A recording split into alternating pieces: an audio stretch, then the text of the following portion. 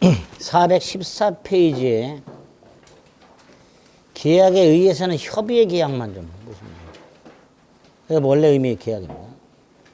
계약 자유원칙은 오른쪽에 있는 거 4가지만 기억하시면 되고요. 계약 자유원칙에 제한이 있을 수 있는데 한 장을 넘기면 뭐 쫙 나오면 다 필요 없고요. 417페이지 가면 약관에 의한 계약이 있죠. 약관의 뜻과 2번에 동그라미 보면 구속력의 근거. 그게 한번 답으로 나온 적이 있습니다. 합의했기 때문이다.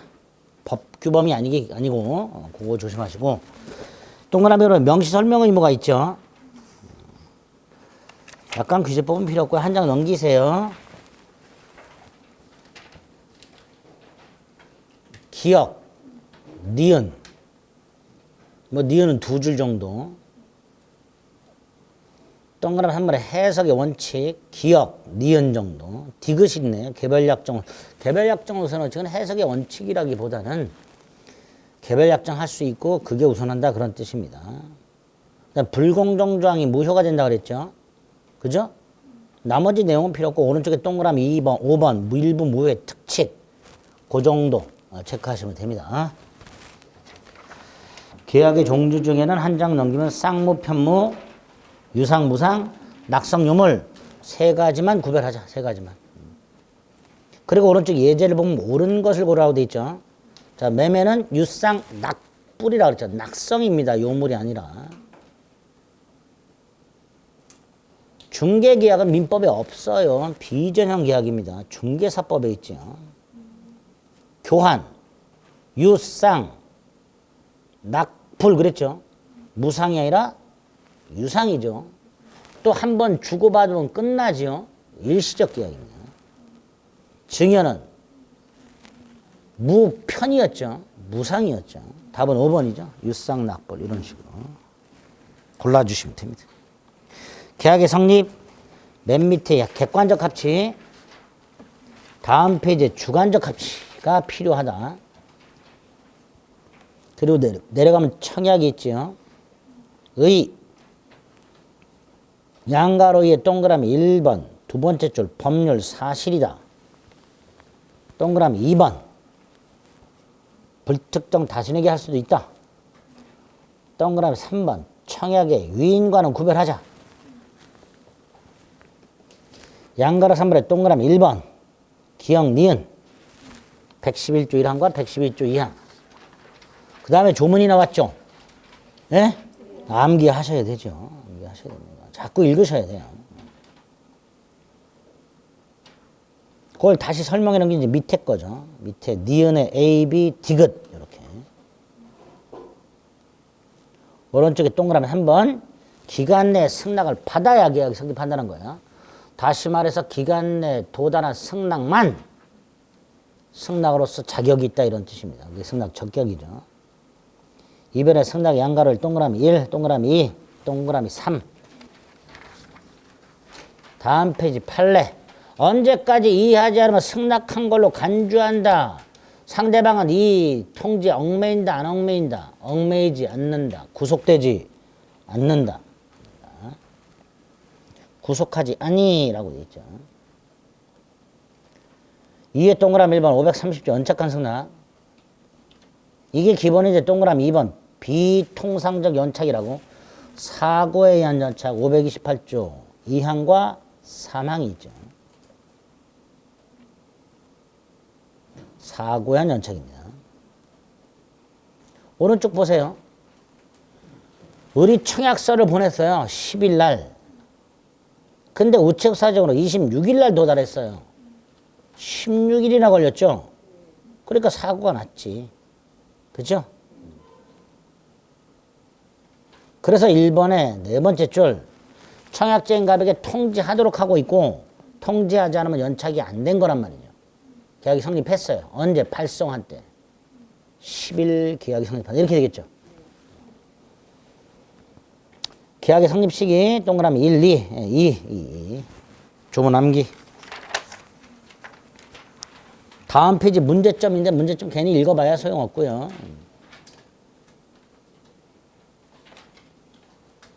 문제점은 쭉 내려가면 하나, 둘, 셋, 넷, 다섯, 여섯, 일곱, 여덟, 아홉, 열 번째. 격지자 간의 승낙은 발송하듯이 성립하겠지만 단 기간 내에 도달하지 않으면 계약은 성립하지 않았던 걸로. 결국 기간이 지나서 도달하면 대화자건 격지자건 원칙적으로 계약을 성립한다 안 한다? 안 한다. 그런 뜻입니다. 오른쪽 교차청약과 의사실현이 있습니다. 각각 조문과 계약 성립 시기 그거 확인하시면 되고요.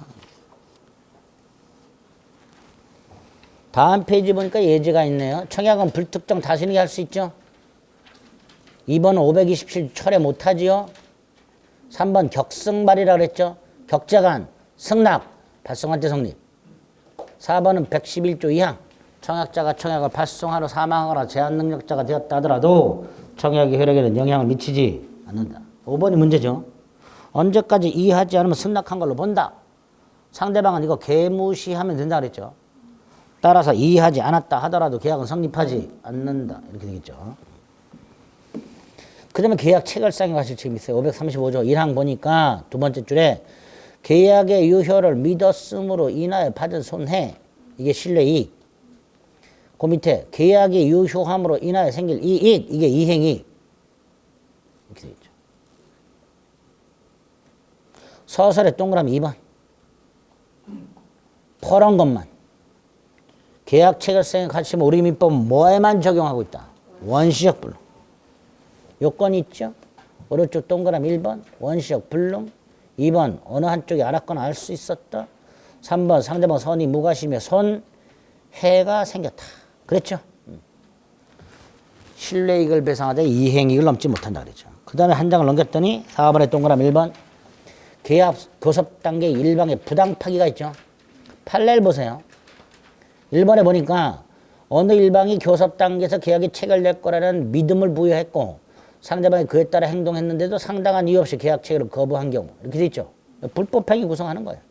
그런데 그 손해배상은 2번에 신뢰손해 한정한다 이렇게 되죠.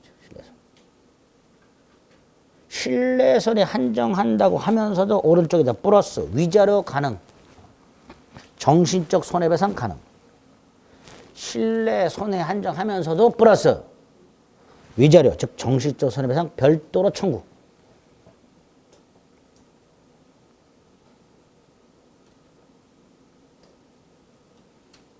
그 정도 확인하시면 됩니다. 자, 오른쪽 예제를 보니까요. 한참 전에 나왔던 건데, 이따 보면 3번 보세요. 계약 체결상의 과실 책임은 상대방 선의를 요하나 무과실까지는 요하지 않는다. 틀렸죠? 상대방 선의 무과실이어야 된다 그랬어요. 이런 식으로 나오게 되면. 그 다음에 다음 중 계약 체결상의 과실 책임이 성립하는 것을 이렇게 막 원시적 불능만 찾아내시면 돼요. 뭐만 찾아내면 된다? 원시적 불능만 찾아내시면 됩니다. 그 정도. 이 정도가 이제 계약의 성립과 관련된 거다. 계약의 의, 계약의 종류, 계약의 성립까지 봤습니다. 네 번째 계약 중에 쌍무계약. 예컨대 매매계약. 매매계약을 하게 되면요. 양당 사적의 채무가 생기죠. 갑은 재산권을 넘겨줘야 되고 을은 대금을 지급해야 되고 이 채무가 대가적이죠. 대가적이라는 건 세 가지 의미가 있는데 그 중에 두 개. 하나가 네가 하니까 나도 한다. 그죠? 네가 하니까 나도 한다. 네가 물건 넘겨주니까 대금을 주지. 네가 대금을 주니까 물건을 주지. 이걸 이행상의 결련성 이렇게 불러요. 이행상의 결련성. 또 하나는 갑의 채무가 후발적으로 소멸했네? 그럼 을의 채무도 소멸. 어느 한쪽의 채무가 소멸했네? 그럼 상대방 채무도 소멸. 이걸 존속상의 결련성 이렇게 불러요. 무슨 결련성? 존속상의 결련성. 이때 이행상의 결련성과 관련해서 동시 이행의 항변권이라는 제도가 하나 나오고요. 존속상의 결련성과 관련된 위험 부담이라는 제도가 하나 나옵니다. 그걸 하나씩 보면 됩니다. 먼저 동시 이행의 항변권.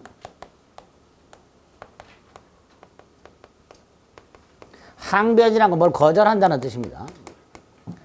갑과을이 1월 10일 날 갑소유 주택을 1억에 매매하는 계약을 했고 30일 날 이행하기로 했어요. 이렇게 말할 수 있죠.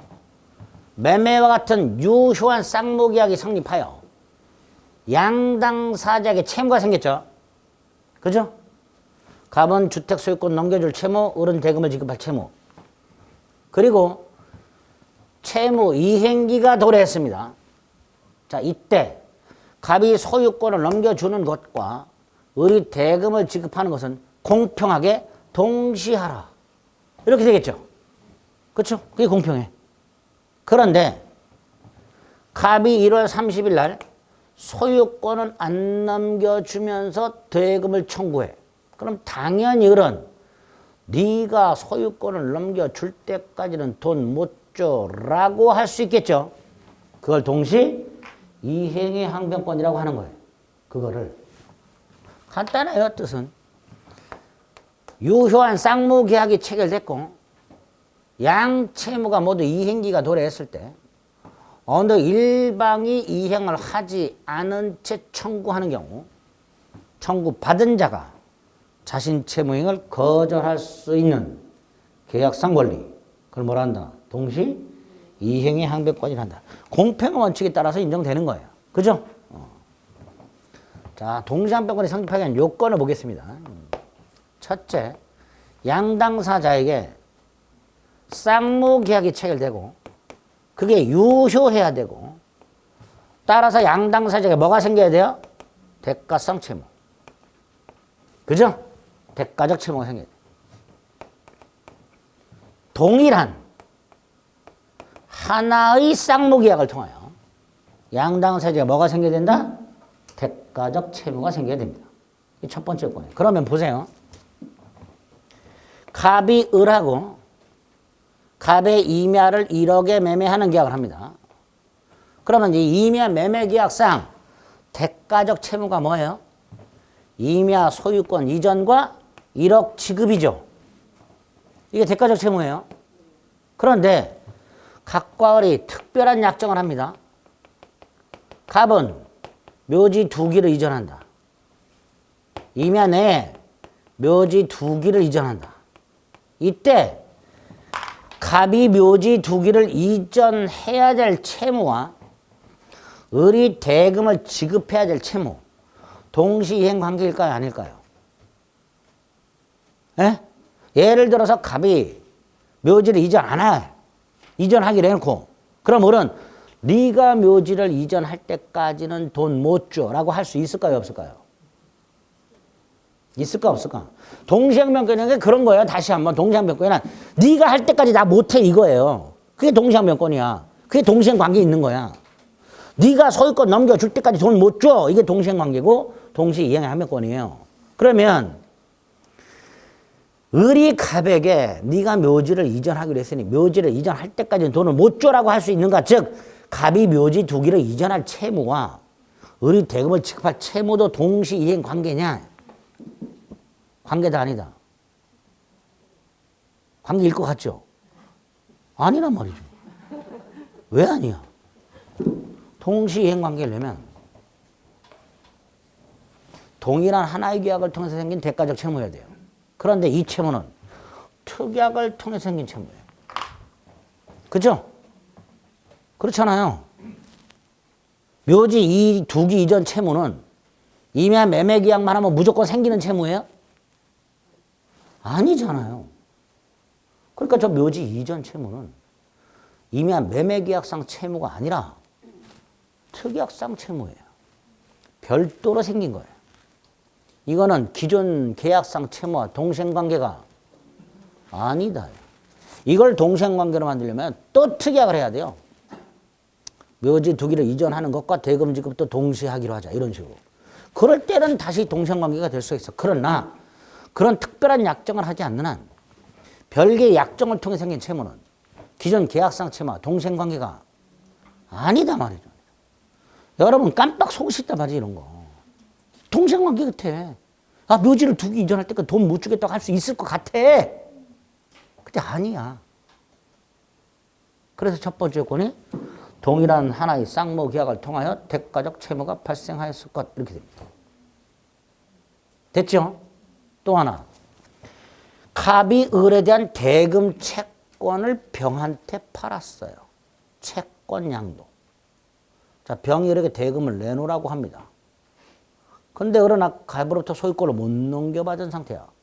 자, 병이 을에게 대금 내놓으라 할 때 을은 나 아직 갑으로부터 소유권 못 넘겨받았다. 갑으로부터 소유권 넘겨받을 때까지 돈 못 줘. 라고 할 수 있을까요? 없을까요?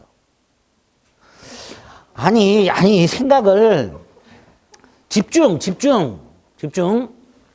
갑이 을에 대한 1억 대금 채권을 병한테 팔았어요. 채권 양도. 그럼 병이 을한테 와서 1억 내놓으라고 하겠죠. 예? 근데 을은 아직 갑에서 소유권을 못 넘겨받은 상태야. 이때 을이 병에게 나 갑으로부터 아직 소유권 못 넘겨받았다. 넘겨받을 때까지는 너한테 돈 못 줘. 라고 할 수 있을까요? 없을까요? 있어야지 이건 당연히. 그렇잖아요. 소유권 넘겨주는 거고 대금 지금 무슨 관계라고 그랬습니까? 동시 이행 관계라고 했습니다. 그러니까 설령 갑이 을에 대한 채권을 양도했다 하더라도 동시 이행의 한배권은 소멸하지 않는다. 그대로 존속한다. 이렇게 되겠죠. 그대로 존속한다. 그렇죠? 또 하나. 갑의 임야를 갑의 잘못으로 못 넘겨주게 됐어요. 불능. 그럼 손해배상 채무로 바뀌어요. 뭘로 바뀐다고요? 손해배상 채무. 어느 일방의 채무가 갑이 임야를 넘겨줄 채무가 손해배상 채무로 바뀌었죠. 그 손해배상 채무와 대금 지급 의무도 여전히 동시행 관계다. 채무 모습만 바뀌었을 뿐이다. 네? 그런 것들이 첫 번째 요건에서 나오는 것들이에요. 그래서 첫째, 특약상 채무는 원칙적으로 동시행 관계가 아니다. 채권 양도됐다. 동시행 관계는 존속한다. 에? 채무 불이행이 이행 불능이 됐어.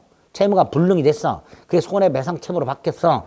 을이 갑과의 계약을 해제하지 않는 한 갑의 손해배상 채무와 을의 채무는 여전히 무슨 관계? 동시 이행 관계다. 이런 식으로 지문이 나오게 됩니다. 첫 번째 요건에서 기억하실 거예요. 두 번째, 양채무가 모두 이행기여야 돼요. 이 양채무가 모두 이행기라는 건 보세요. 갑이 을에게 대금을 청구해요. 자, 청구를 받은 을의 입장에서 얘도 이행기여야 되죠. 상대방도 이행기 이렇게 말을 해요. 이때 상대방이란 청구한 놈을 말합니다. 을은 대금을 지급할 날짜가 됐으니까 청구를 받았겠죠. 네.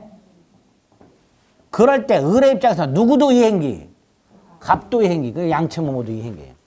근데 양채무 모두 이행기라는 말보다는 상대방도 이행기 이 말을 더 많이 써요. 같은 말이야. 그러면 1월 10일 날 계약을 했고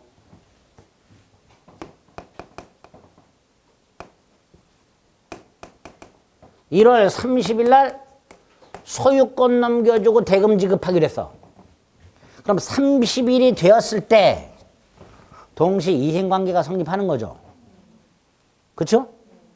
30일이 되면 갑은 소유권을 넘겨주고 을은 대금을 지급하고. 그런데 1월 20일 날 을이 중도금을 먼저 지급하기로 했어.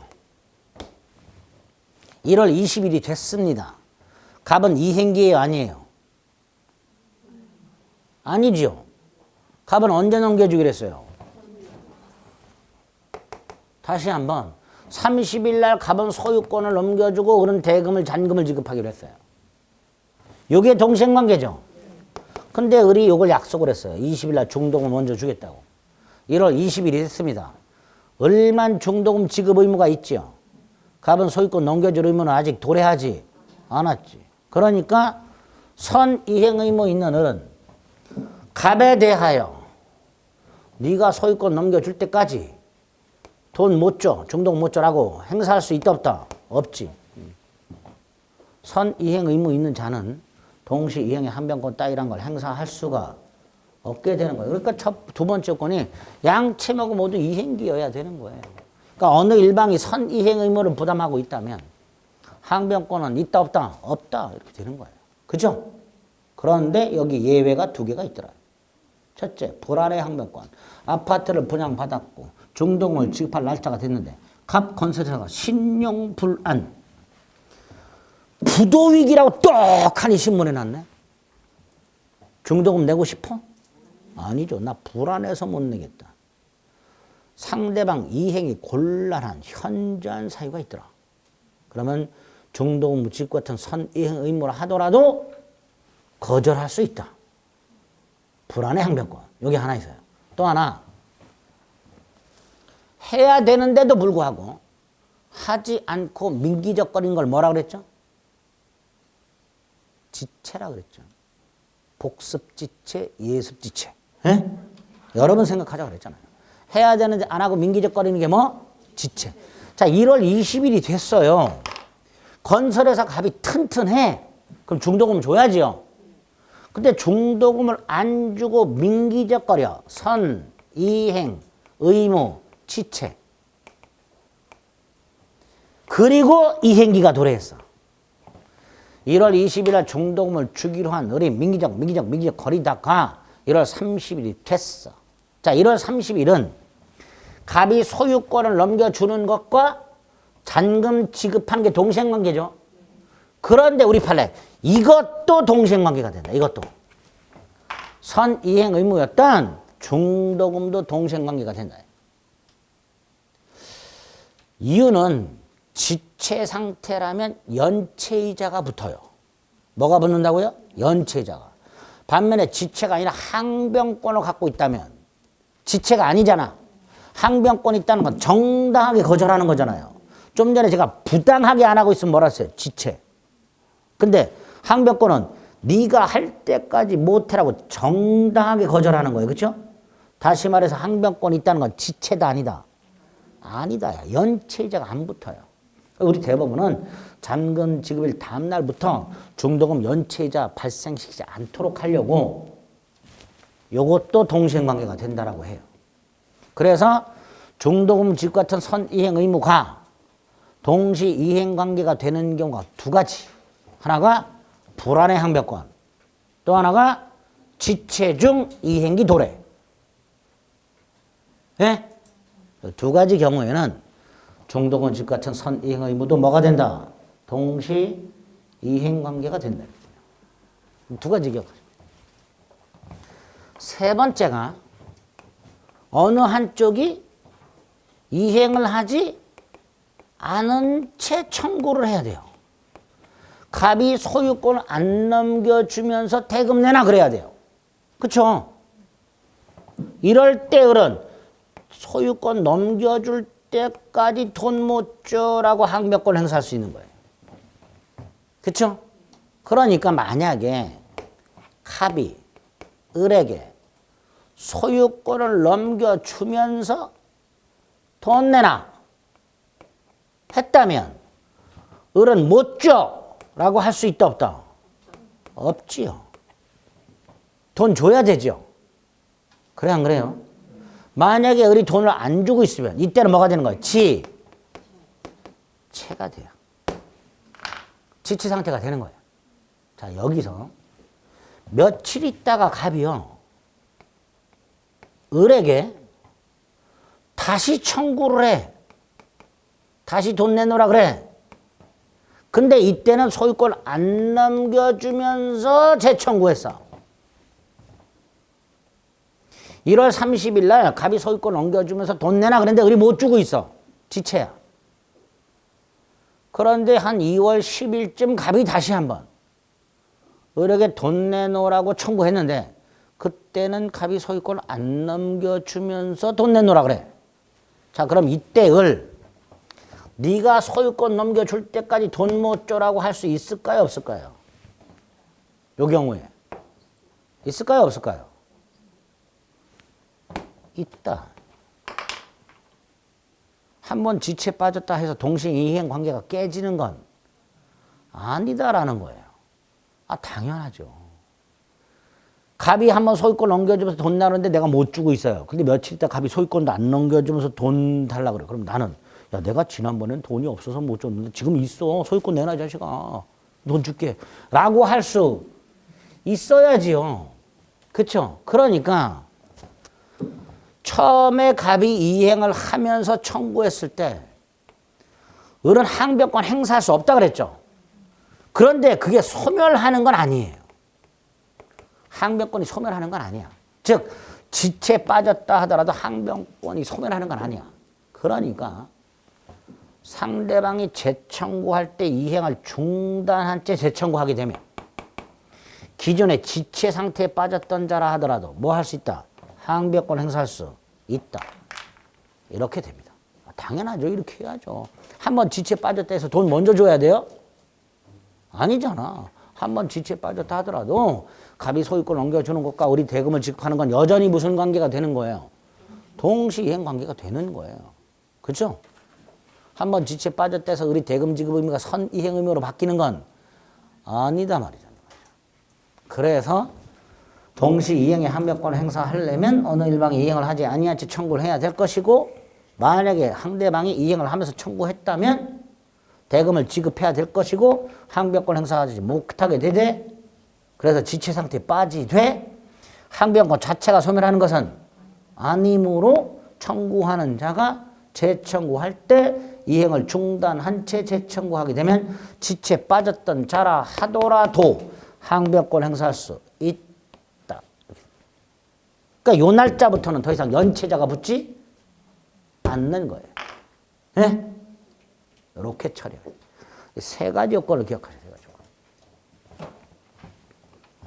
세 번째 효과.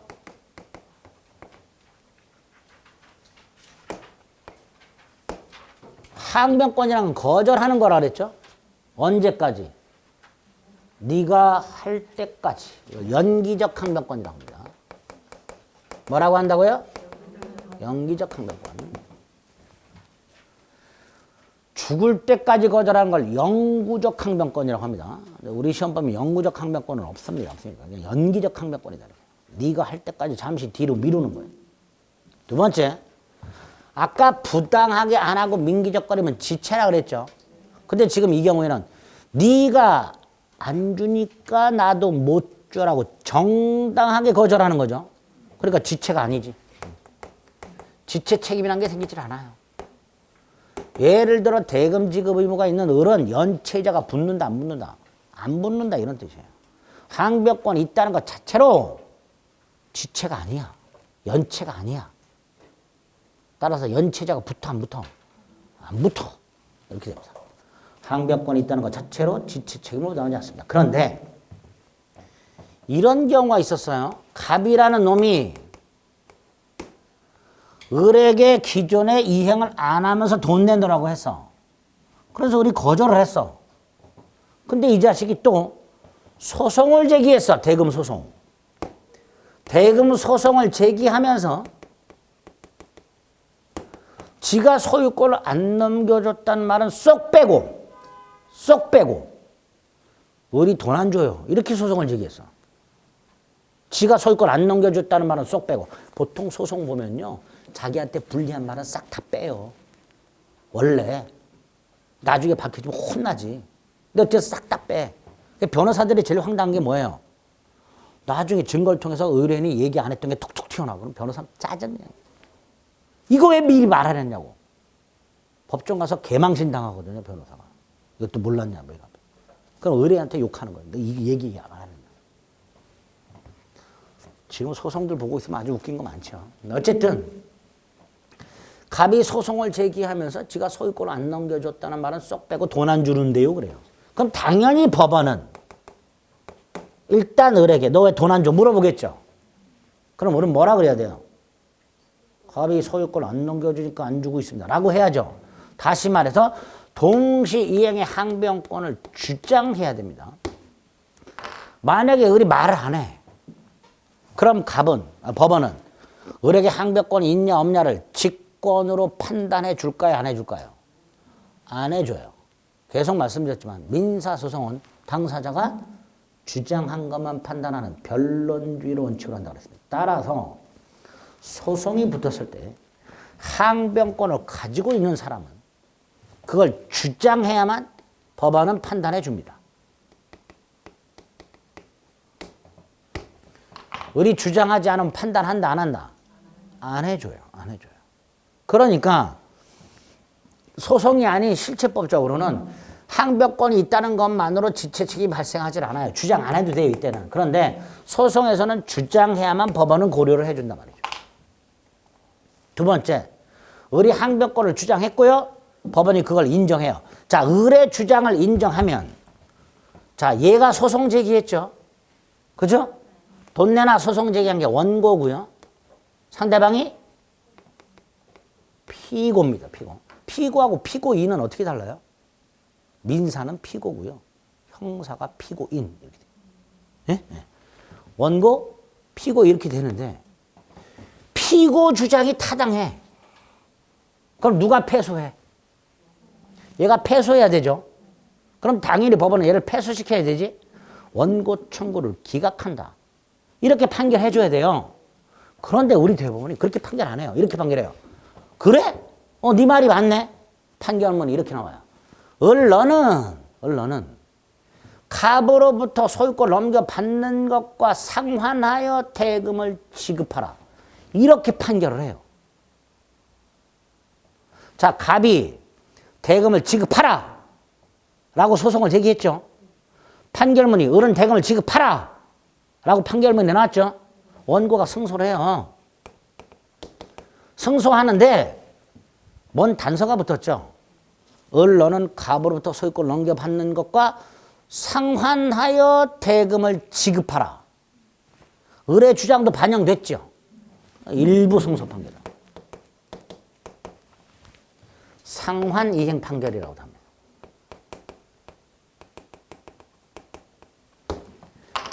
갑이 을에게 대금 지급 소송 따위를 제기했을 때 첫째, 을이 항변권을 주장해야만 법원은 판단하고 두 번째, 법원이 판단했을 때 을의 주장이 타당하다면 당연히 원고를 패소시켜야 되지만 우리 법원은 원고를 패소시키지 않고 원고 일부 승소 판결한다.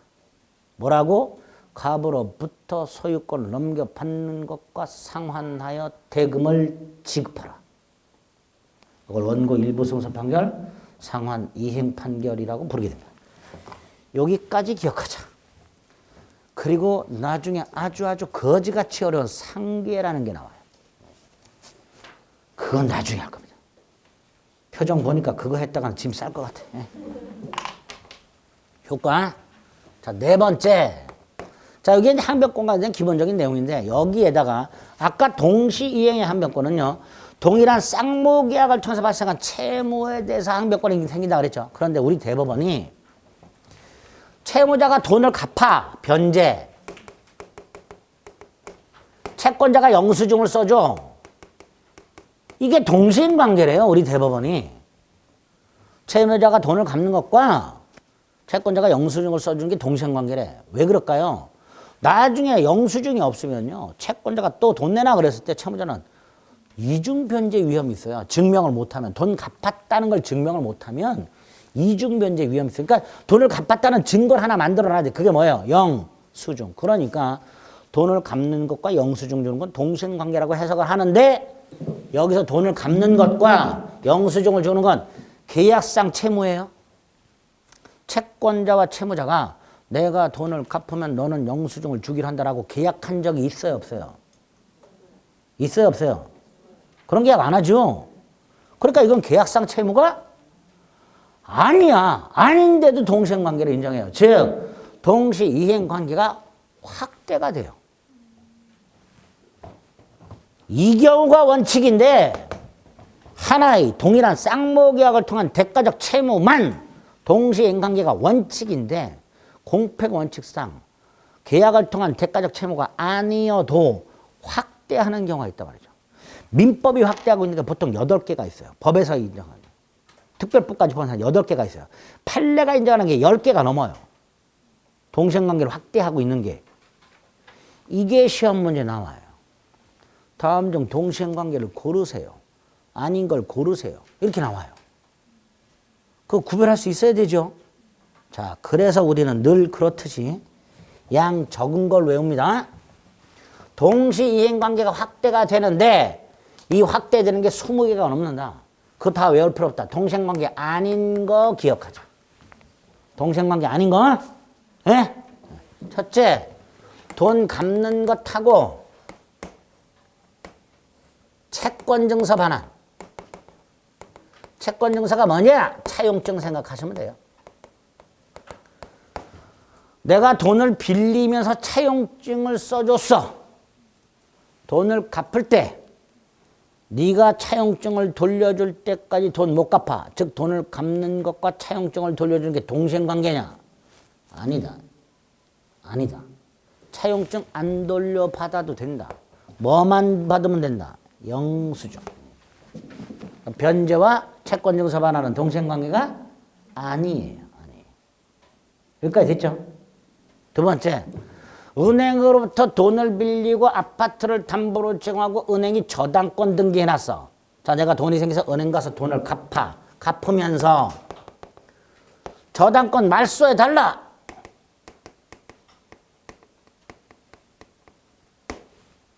저당권 말소할 때까지는 돈 못 갚아 라고 할 수 있을까요? 없을까요? 없어요. 이것도 동생관계가 아니야. 이유는 돈을 갚는 순간 그냥 저당권을 소멸해요. 등기 말소는 나중 문제야. 돈을 갚는 순간 저당권을 소멸합니다.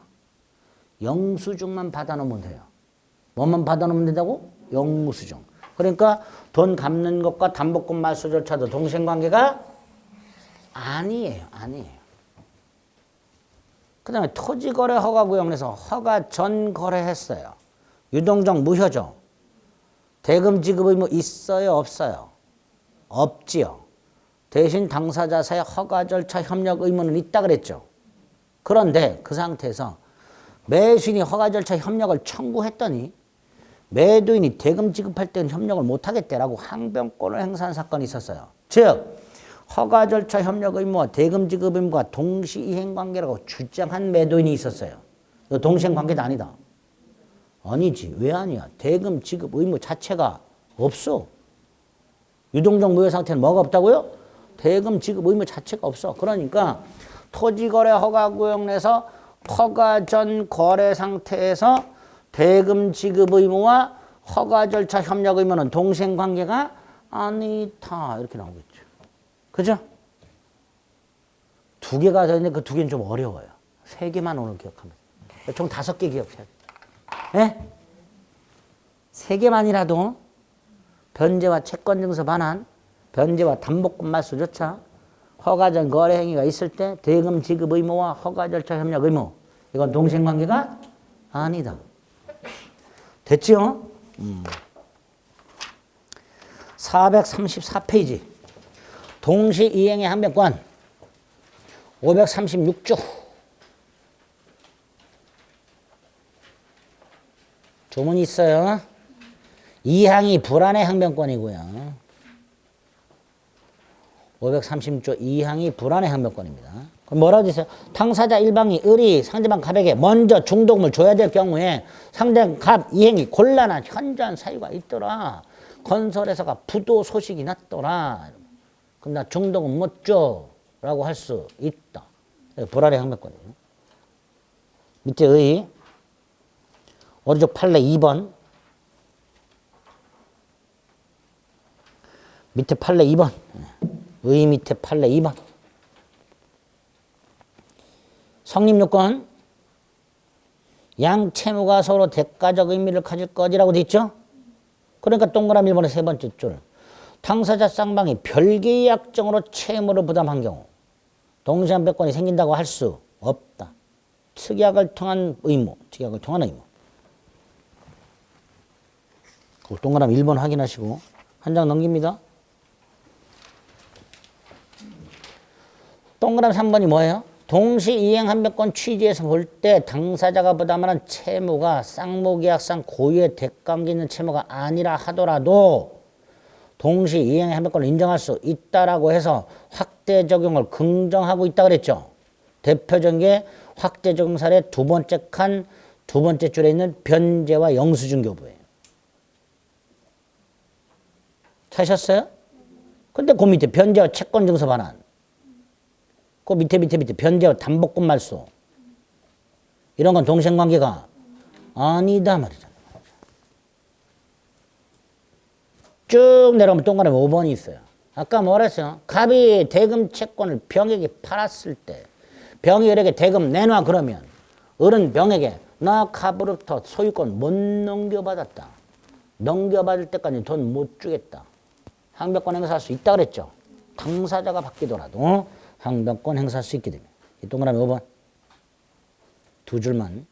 오로지 양가르번에 동그라미 1, 동그라미 예외가 기억에 불안의 항변권이 있고 니은이 뭐라 그랬어요?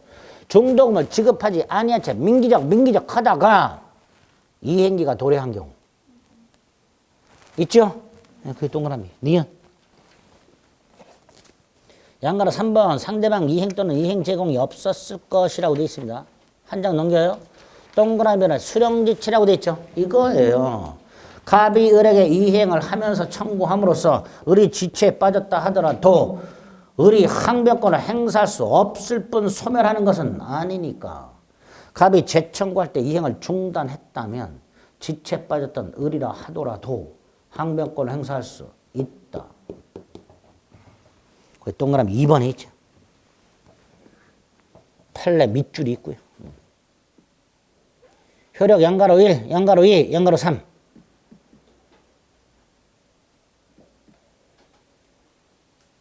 됐죠? 그 정도 일단 생각해봐요. 그 정도. 요게 동시 이행의 항변권과 관련된 겁니다.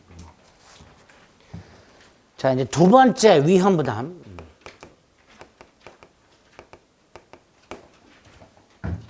1월 10일 날 갑과 을 사이에 토지를 매매했거나 건물을 매매했는데 1월 20일 날 땅이 수용이 되어버리거나 건물이 지진으로 멸실이 되거나 제3자 방화로 멸실이 되거나. 제3자 방화가 뭐예요? 제3자가 불질렀다 이런 뜻이죠. 네? 방화. 그러면 쌍무계약이 성립한 후에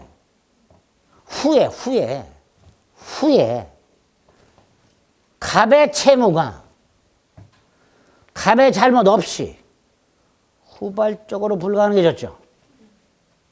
따라서 갑의 채무는 소멸합니다. 갑은 땅을 어떻게든 주거나 건물을 어떻게든 똑같은 걸 지어서 넘겨줄 의무 따위는 없어요. 갑의 채무는 소멸. 이때 을의 채무는 이걸 위헌부담이라 합니다. 즉 반대급부 위헌 이렇게 되죠. 을이 대금을 지급해야 될 위험 이걸 말합니다. 이걸 위헌부담이란다. 이거를 뜻을 생각해 봅니다. 당사자 사이에 매매와 같은 쌍도계약이 체결됐죠. 그죠? 이게 유효하죠. 양채무가 생기죠. 이 상태에서 어느 일방의 채무가 요 사람 잘못 없이, 갑의 잘못 없죠. 땅이 수용이 되거나 지진으로 건물이 멸실되거나 제3자 방어로 건물이 멸실된 건 갑의 잘못이 아니죠. 물론 을의 잘못도 아닙니다. 이렇게 후발적으로 불능이 됐어. 그래서 소멸했어. 즉 갑의 채무가 소멸했어. 이때 을은 대금을 지급할 것인가 말 것인가, 이거를 위헌부담이란다. 이걸 위헌부담이란다. 요건 그대로 다시 쌍무계약이 유효하게 성립하여 양채무가 발생한 후에 어느 일방의 채무가 귀책 사유 없이 후발적으로 불능이 되었을 것. 요게 요건. 그죠? 이거 간단해요. 간단해요. 원시적 불능이 아니라 무슨 불능? 후발적 불능. 후발적 불능. 효과. 누가 부담하냐? 원칙. 채무자가 부담한다. 누가 부담한다고요? 채무자. 여기서 채무자란 불능이 된 채무의 채무자 말입니다. 대금 지급 채무자 을을 말하는 게 아니고요. 대금 지급 채무자 을을 말하는 게 아니라 불능이 된 채무자를 말하게 됩니다. 이 사람이 부담한다. 즉 갑이 부담한다. 자, 갑이 부담한다는 건 무슨 뜻? 대금 청구할 수? 대금 청구할 수? 청구할 수? 없다라는 거예요. 갑이 똑박 쓴 거예요. 갑이. 갑은 소유권 안 넘겨줘. 못 넘겨줘. 돈도 청구 못 해. 그게 채무자 위험 부담이에요. 갑이 미리 계약금 따위 받은 게 있어요. 그럼 이건 돌려줘야 돼? 안 돌려줘도 돼요? 줘야지. 미리 받은 계약금이나 종등 따위는 부당이대로 돌려줘야 됩니다. 이게 채무자 위험 부담이에요. 이게 원칙이야. 이거 안 돌려줘도 된다 이따구로 나와요. 뭔 소리야. 대금 청구 못 하는데 받은 거 미리 돌려줘야지. 그죠? 이게 채무자 위험 부담이에요. 간단해요. 위험 부담은. 그런데 예외적으로 채권자가 부담한다. 자, 채무자가 갑이었으니까 이때 채권자란 불가능해진 채무의 채권자만 하겠죠. 을이 부담하는 거예요. 을이. 자, 을이 위험을 부담한다는 것은 갑은 을에게 대금 청구할 수 있다라는 거예요. 을은 땅이나 건물 넘겨받았어요? 못 넘겨받았어요? 못 넘겨받아요. 근데 대금은 지급해야 되는 경우가 생긴단 말이죠. 해야 되는 경우가. 두 가지. 원래 세 가지인데 하나는 우리 시험법이 바깥에 있는 거 조금 까다로워요. 두 가지가 우리 시험. 하나가 을의 잘못으로 갑의 채무가 불가능해졌어. 을이 20일 날 이 건물을 보러 왔다가, 실제 사건은 이제 펜션 보러 왔다가 담뱃불을 제대로 끄지 않아 가지고 건물이 홀랑 다 탔어요. 을이 불을 질렀어. 을이. 채권자 잘못이죠. 돈 줘야지. 그게 첫 번째. 이거 당연한 거예요. 을의 잘못으로 갑의 채무가 불가능해졌으니까 당연히 을은 대금을 지급해야 돼. 또 하나. 1월 10일 날 계약을 하고요. 1월 30일 날 넘겨주기로 했어요. 언제? 30일 날. 갑은 소유권 넘겨주고 을은 대금을 지급하기로 했어요. 그런데 1월 30일이 되었을 때 갑이 멀쩡히 있어요. 30일 날. 멀쩡히 있어 물건이. 그런데 30일 날 갑이 건물을 넘겨주면서 돈을 내놓으라고 그랬더니 을이 돈을 못 주고 있어. 지체죠. 30일 날 갑이 을에게 소유권을 넘겨주면서 돈을 내놔 그랬더니 을이 돈을 못 줘. 이행지체. 그래서 물건을 수령을 못해. 수령지체. 을이 돈을 못 줘. 이행지체. 그래서 물건을 못 받아. 수령지체. 그래서 갑이 서류를 회수해서 집으로 돌아갔어. 그 상태에서 2월 10일쯤 지진이 났어. 그래서 건물이 문으로 내렸어. 요 경우 잘 생각해 보세요. 1월 30일 날 정상적으로 소유권 넘겨주고 대금을 지급했더라면, 정상적으로 이행이 됐더라면 누가 겪었어야 할 지진이에요? 을이잖아요. 그렇잖아요. 근데 을이 민기적거리다가 지진이 났잖아. 그러니까 정상적인 상태였던 때로 되돌리자 말이죠. 누가 책임져라? 을이 책임져라. 채권자 지체 중, 을의 지체 중, 지진 등 양당사자의 귀책 사유 없이 불능이 된 경우.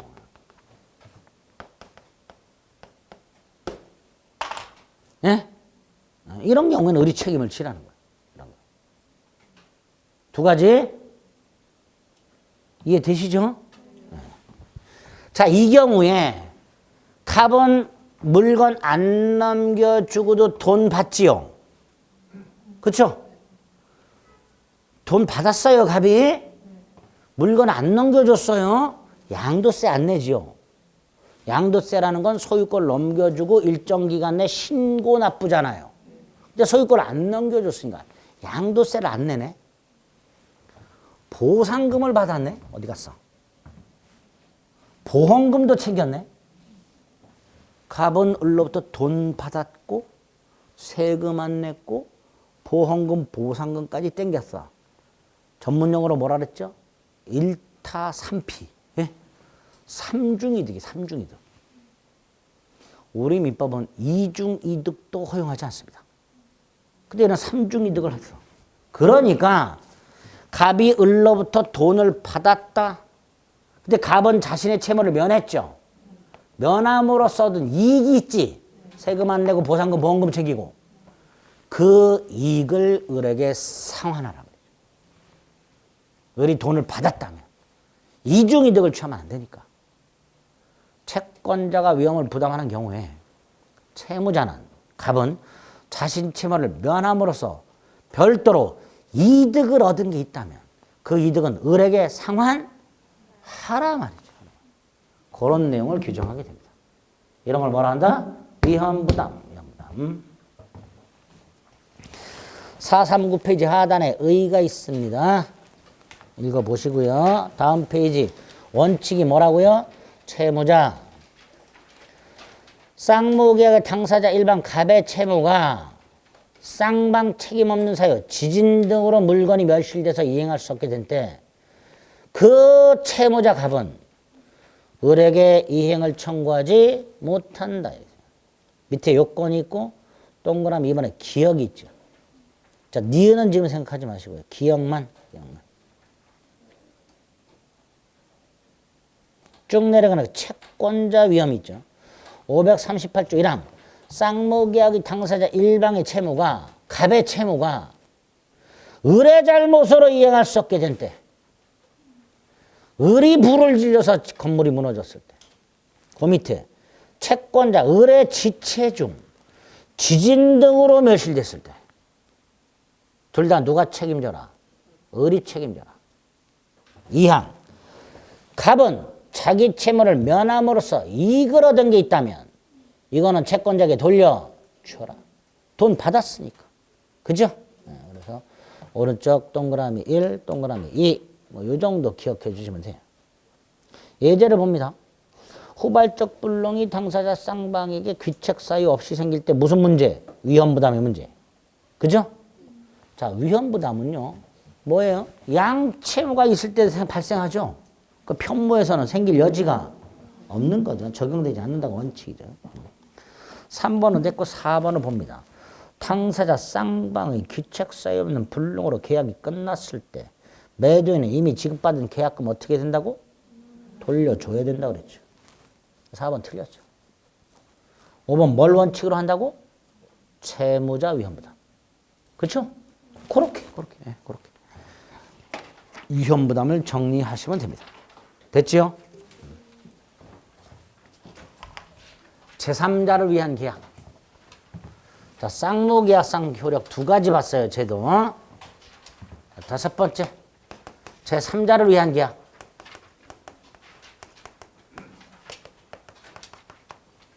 다음 주에. 다음 주에 하겠습니다. 다음 주에는 매매 임대차까지 끝날 거예요.